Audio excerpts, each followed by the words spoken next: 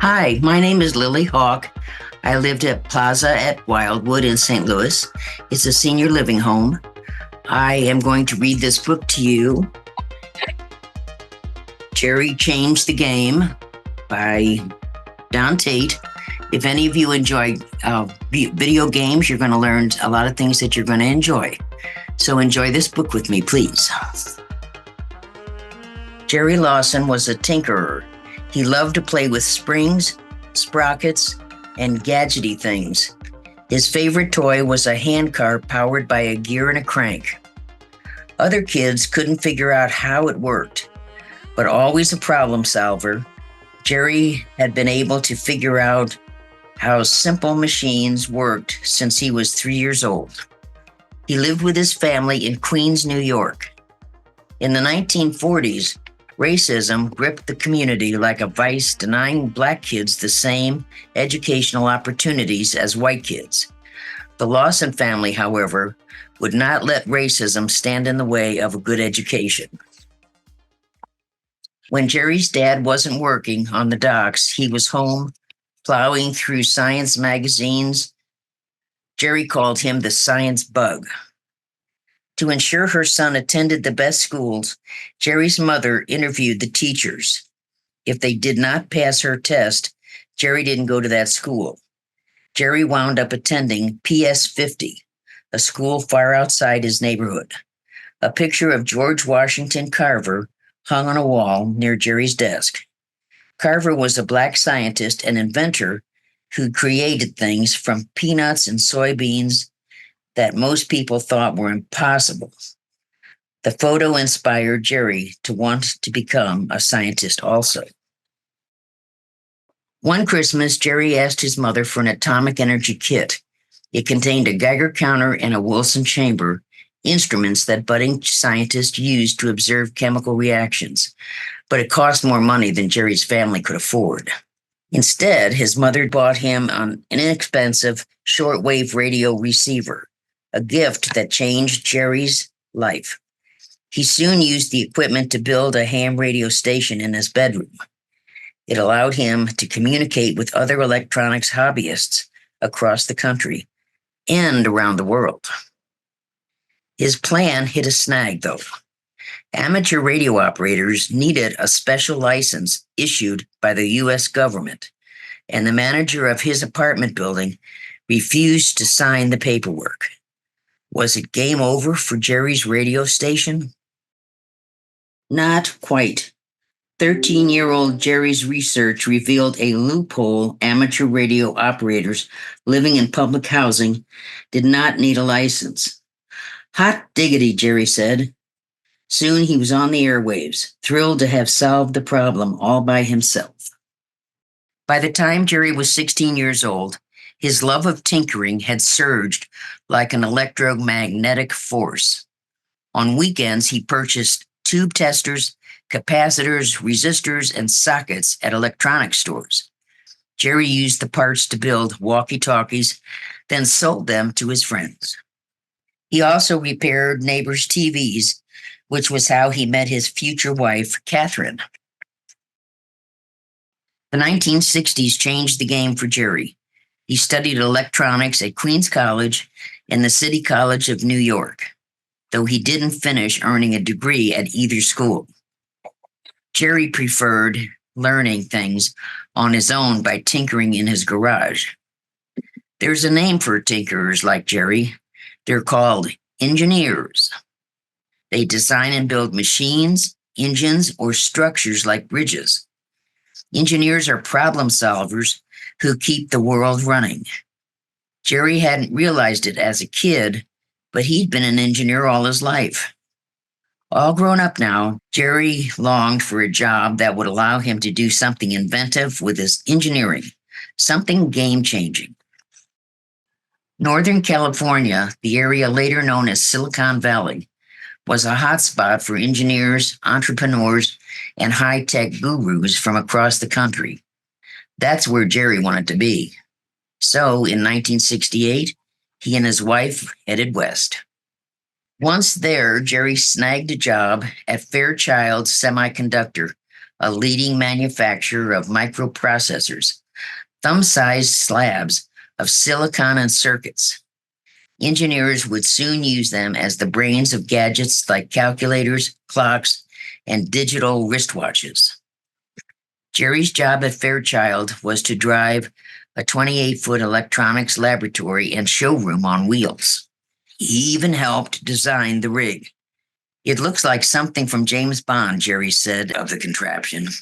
With very few Black engineers working in the valley, folks sometimes gawked when 6'6", 280-pound Jerry Lawson entered a room. Jerry paid the stares no mind, though. He focused on doing his job as best he could.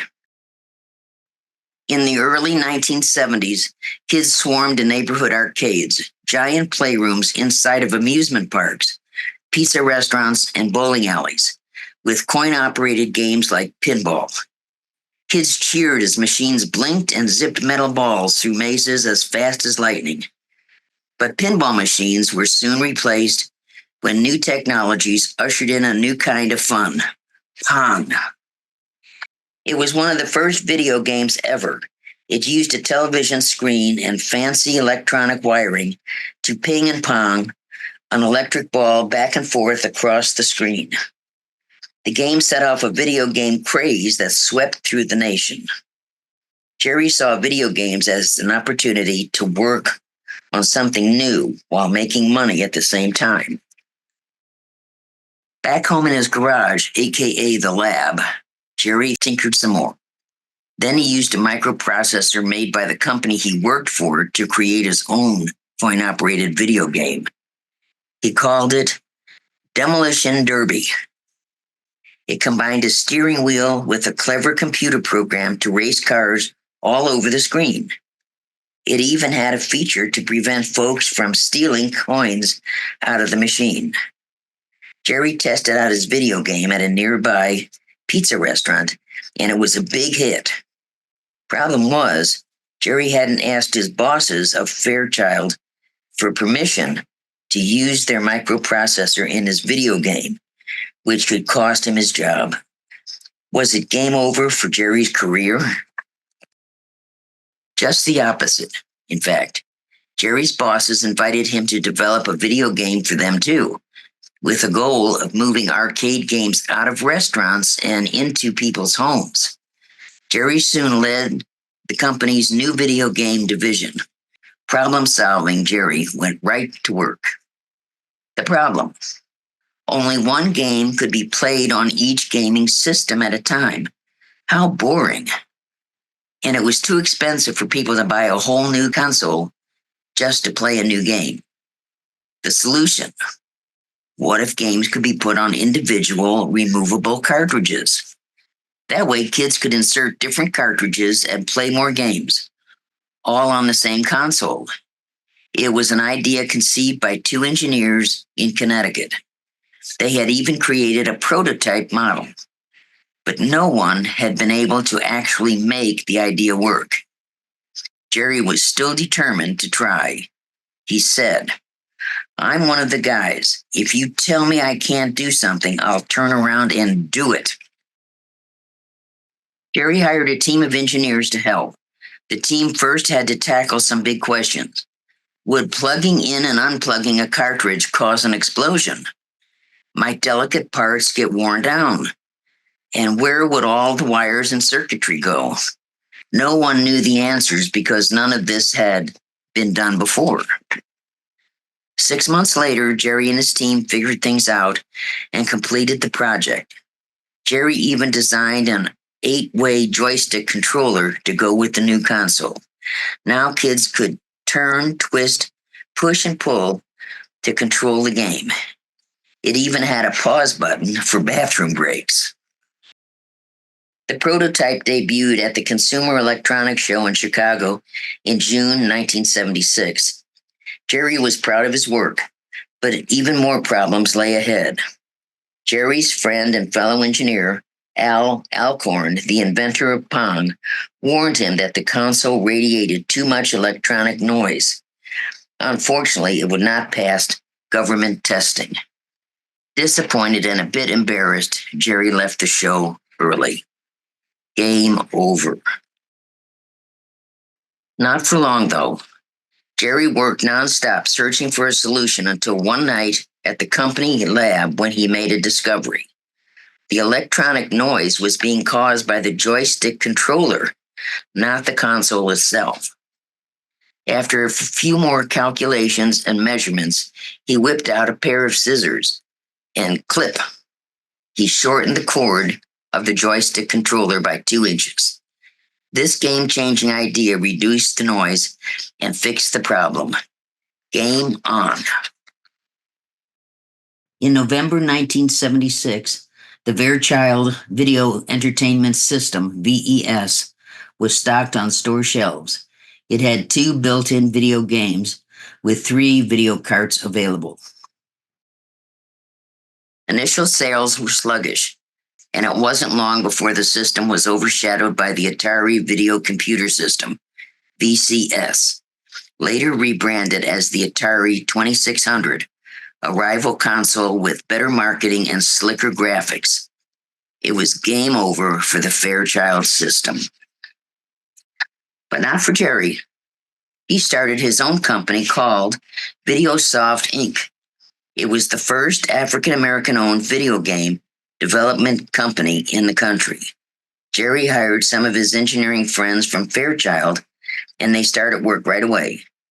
In this new business, Jerry created products for the popular Atari 2600. He invented 3D games.